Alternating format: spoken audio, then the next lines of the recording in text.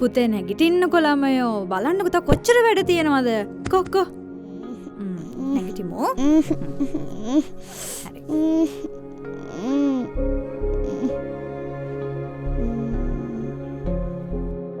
තාත්තේ.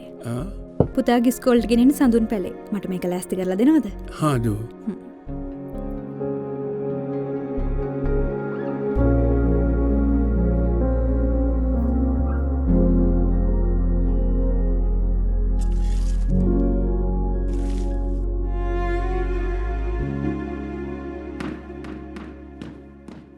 අනේ පොඩ්ඩක් ඉක්මන් කරන්නකෝ.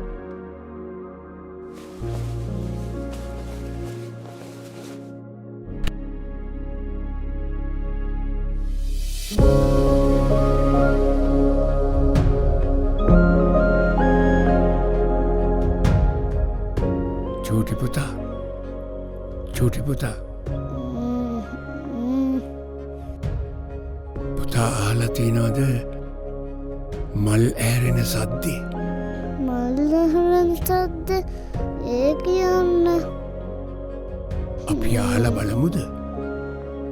යමු යමු. සීයේ ඒ සද්ද මොන වගේද සීයේ?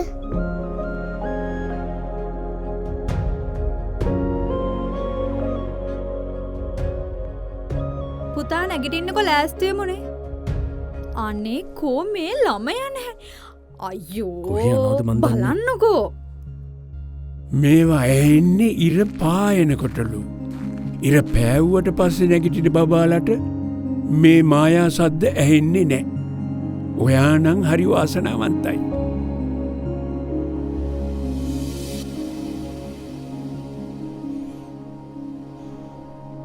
ඇහෙනවද?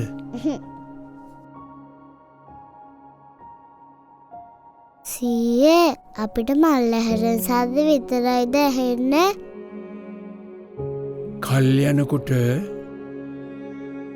තව විදියට ලෝකෙ ඇරෙන සද්ද ඔයාට ඇයි.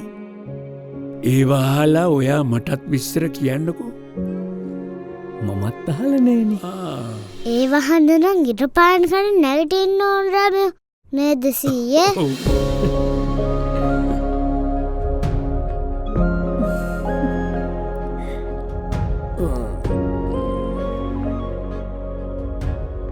මටත් පුළුවන් වුණා නම් තාත්තා වගේ හිතන්න.